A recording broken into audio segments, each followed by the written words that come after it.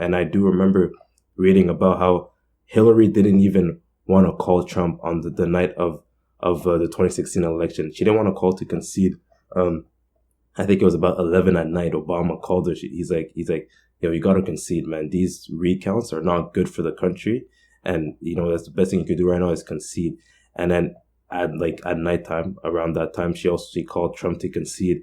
And you could imagine, like, for Hillary to concede to Donald Trump, which she insulted him and called him every name under the sun. And as being the front runner, it was probably the hardest thing in the world. Like, it was probably harder also for Obama he has to be part of the transition team, but they understood that they had the presence of mind to put the nation first in the middle of that election. They knew, like, this is what's good for the nation.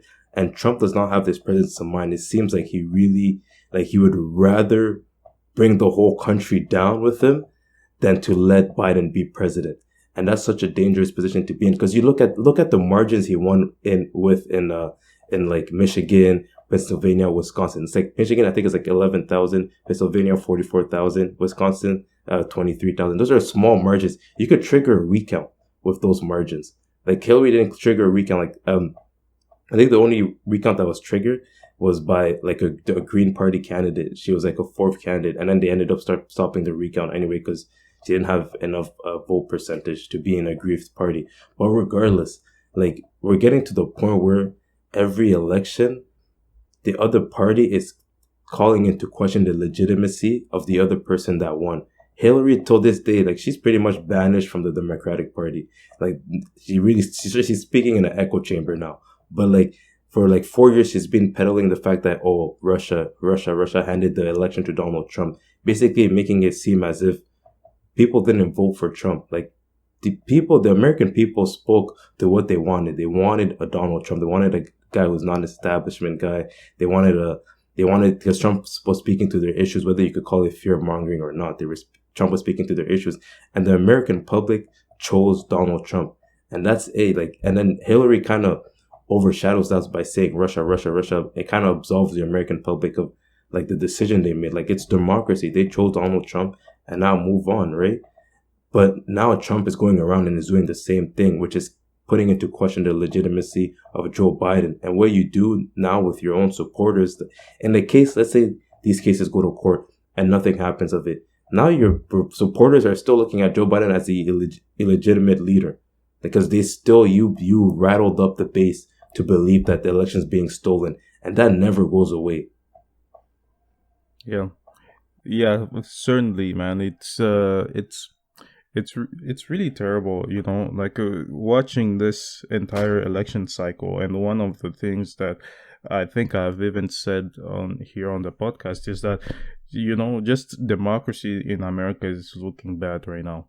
And like that has been my takeaway, like, and there are obviously systemic issues regarding democracy and, and just the people's right to vote, like, since, like, it's been a year since, like, Donald Trump has undertaken this task of undermining the elections, like talking about mailing ballots and talking about how they're going to steal the election without bringing on like any evidence, and it's just been really terrible for the American institutions and democracy itself. Like, obviously one of the things that, one of the issues that the Democrats highlighted, during this election, especially after the murder of George Floyd and the death of John Lewis, is that, like, people's voices need to be heard, and they were thinking about some reforms to do in order to, like, have, just like to have a more democratic country, but at the midst of that, there was Donald Trump, and the Republican Party, which I think we cannot just excuse, because most of Republicans elected officials haven't even haven't even accepted that Biden won the election. Like I think the only, if I'm not mistaken, I think the only Republican senator who was congratulated uh, Joe Biden for being elected as president is Mitt Romney. You know, like foreign leaders from all across the world have already, congratulated Joe Biden for being the president elect. But people in the Republican Party still haven't done so. So it's just really harmful for for the country, for the republic, and like for people who speak about how Democrats want to change the country and make it something, I don't know, whatever they say, Democrats A socialist country. want to make it like for people who claim to really care about the status quo, about about the existing institutions. It's really just shameful what they're doing right now, which is indulging an immature leader. It's someone who has like authoritarian impulses, indulging him even after he lost the election. So, which is it's just really bad. And the last point I'll make on this is that I pay attention to world politics, and I pay attention to, especially like on the African continent. I'm African, so I pay attention to that. And in the past few weeks, there was an election in Ivory Coast, in Côte d'Ivoire, and basically the president had completed 2 mandates, but he had chosen who was going to lead his party into the election. I think it was his prime minister, but early in the year that prime minister died. So his candidate, his preferred candidate died, so he decided to go ahead and present himself for a 3rd mandate. And he arrested his opponents. He just the typical dictator stuff. And he won by I think like over 90% of the votes.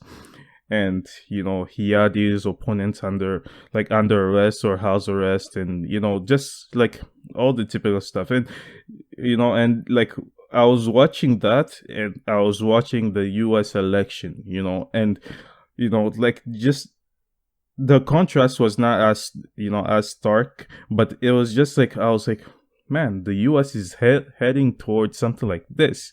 It's just terrible. Like usually people think this is something that happens only in like other countries. It doesn't happen in established democracies. But now you have a president who basically has lost the election and still hasn't conceded, after after the president elect gave this speech, like it's just terrible. It's just bad.